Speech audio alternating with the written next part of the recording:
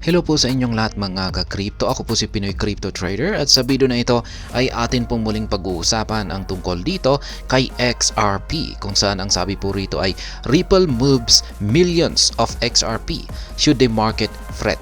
Kaya yan, si Ripple daw po ay pinagalaw daw po niya yung kanyang napakalaking amount ng XRP token na umaabot po ng ilang milyon. Yan, ito nga ba ay nagbibigay ng indikasyon na babagsak ang market price ni XRP? Yan po ang ating aalamin sa video na ito. Pero bago po tayo magpatuloy, ay nais ko lamang po munang bigyang linaw ang aking disclaimer. Kung saan ang nilalaman po ng video na ito ay hindi po ito isang financial advice. For education and information purposes lamang po ang layunin nito. Maliban po dito ay nais ko na rin pong magbigay babala na wala pong kahit anumang group chat ang Pinoy Crypto Trader. At ayan, ang sabi po rito ay in what appears to be a potential sell-off move, millions of XRP are on the move by wallets connected to American blockchain firm Ripple Labs Incorporated. Ayan, ayon po rito ay mukhang isa daw po itong potential sell-off na move or parang nagpapakita raw po yung naganap na transaction na ito na mukhang mukhang parang nagpapakita po ito ng malaking pagbenta ng XRP token sapagkat meron pong ilang milyon na XRP token ang inilipat sa isang wallet na konektado po sa dito sa American blockchain firm na Ripple Labs Incorporated.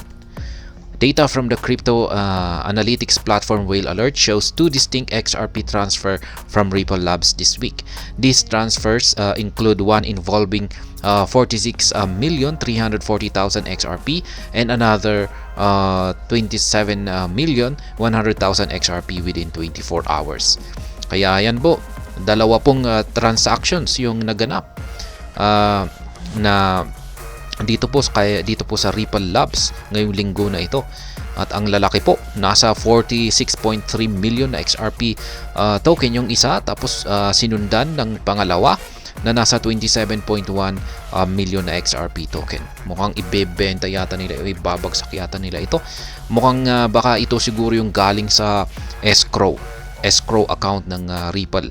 At ito nga yung nakalagay kasi sa kanilang escrow na account na yan ay ayon po sa kay Ripple ay dito po nila kinukuha yung ginagamit nila na para mag-develop ng mga projects or i-improve ang ecosystem ni XRP. Kaya ayan, para magamit ito ay syempre kukuha sila dyan tapos ibebenta nila ito. Kaya mukhang kung ito nga ay kanilang ibabagsak ay ayan, mararamdaman po natin siguro yung impact nito kasi ang laki po niyan. These transfers were initiated at a time when the price of XRP had entered a bullish recovery phase, jumping by 1.7% in 24 hours to 0.5339. The market cap and trading volume are also up by 1.7% and 47.99% to $28.9 billion and $909.8 million respectively. Kaya yan, naganap daw po yung transfer na ito. Yan, noong ang market price ni XRP ay pumasok na po sa kanyang bullish recovery or nag-uumpisa na pong umangat yung kanyang presyo. Sapagkat nitong nakalipas na 24 oras ay umangat po ito ng 1.7% sa presyong 0.5339. Maging yung kanyang trading volume at saka kanyang market cap ay umangat na rin po. Yan, umangat na rin ng yung kanyang market cap ay umangat po ng 1.7%. At yung kanyang trading volume ay yan, ang laki po ng kanyang inangat at nasa 47.99%. Kaya mukhang talagang kung ibebenta po talaga yung malalaking amount na ito. Yan, 46.3 million na XRP token at saka 27.1 million na XRP token ay magdudulot po yan ng selling pressure kay XRP. At ayan, hirap na naman itong makaangat, baka babagsak pa yan. Ripple's latest XRP plays. The 46.3 million XRP transferred from Ripple is valued at $24,746,250 or an average of 0.5340 per token. This transfer came from an address that Ripple regularly uses, as showcased by the activity log on the Bitstamp Explorer. Kaya ayan, yung kanilang XRP token po rito na kanilang transfer, yan, mula sa Ripple, yan, na 46,340,000 ay nagkakalaga po yan ng $24,746,250. Kaya parang ito po ay nasa presyong 0.5340 yung per token, yung parang bili nila dito. Kaya ayan, yung transfer po na ito ay galing po sa address na laging ginagamit ni Ripple. At ayan, nakita po yan sa activity log ng Bitstamp Explorer. The funds were notably moved to another address controlled by the company, underscoring how less concerning this particular transaction is. Kaya ayan, nilipat po nila sa isang address na parehong kontrolado po ng Ripple mismo. Kaya ayan, nakakabahala po ito kung talagang ibabagsak nila ito sa market. The second transfer, featuring 27,100,000 XRP, is worth $14,572,197. These funds originated from a Ripple-owned wallet that was activated on January 18, 2023. This wallet has been in active service since then, with a total balance of 20,183.28 XRP as of the time of writing. Yan, ito naman po yung pangalawang isinagawang transfer ng Ripple. Laki na rin po niyan, 27,100,000 na XRP token. At yung halaga po nito ngayon ay nasa $14,572,197. Yan, laki. Ito na rin po ay galing mismo sa wallet ni Ripple na kanila pong inactivate noong January 18, 2023. Kaya yan, halos nakalipas na po ang isang taon. Kaya yan, naging mula nung na-create po yung wallet na ito ay active naman daw po siya. Kaya naging aktibo na lagi pong ginagamit or ina-access ni Ripple.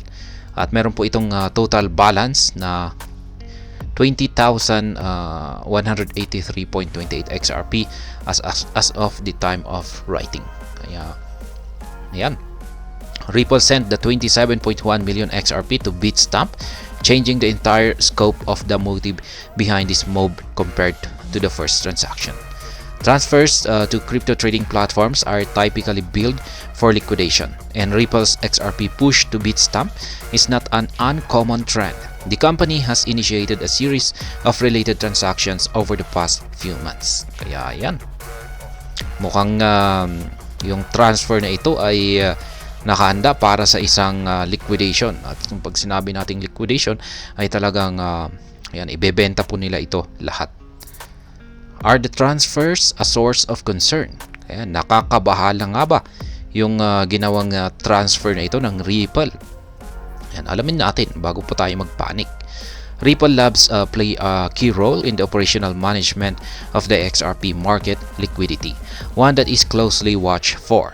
The company not only releases XRP from escrow, as it is bound to do in a few days, but it also conducts a similar transactions for diverse liquidity balancing measures to help power a healthy market. As a large cap crypto, the combined $39,318,447 from both transactions is not enough to trigger any major price drawdown. Kaya ayan po yung sagot dito. Ayan, kung dapat nga ba tayong mabahala dito sa isinagawang transfer ni Ripple na ilang milyong XRP tokens na kanilang ibabagsak sa market. At ayon po rito ay yan, yung kanilang yung combined transactions po na ito na nagkakalaga ng $39,318,447.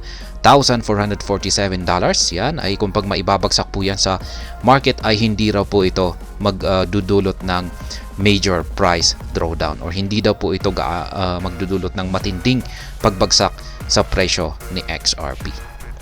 Kaya ayan, ibig sabihin ay wala daw po tayong dapat ikabahala kung ibebenta yan ibebenta ng Ripple or ililiquidate nila yung kanilang mga XRP token na ito na 46.3 million XRP token plus 27.1 million XRP tokens. At ayan, hanggang dito na lamang po tayo sa video na ito. Sana po ay inyong nagustuhan ang aking paliwanag sa video na ito. Kung inyo po itong nagustuhan ay pakiclick lamang po ang like button nito. Para naman po sa mga bago lamang dito, kayo po ay aking inaanyayahan para mag-subscribe. Pakiclick na rin po ang bell icon nito dahil ito po ang siya magsisilbing notification nito sa mga bago kong videos na akin pong ina-upload sa aking YouTube channel na ito. Marami pong salamat sa panunood, ingat po tayo lagi at God bless po sa ating lahat.